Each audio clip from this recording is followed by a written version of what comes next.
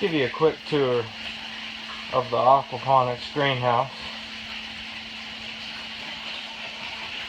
Over here we got our fish tank. No fishies yet, but we're just getting started.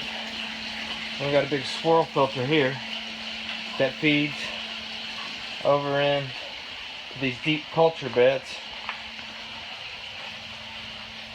Dumps out, then it hits the drain and drains over into our sump tank.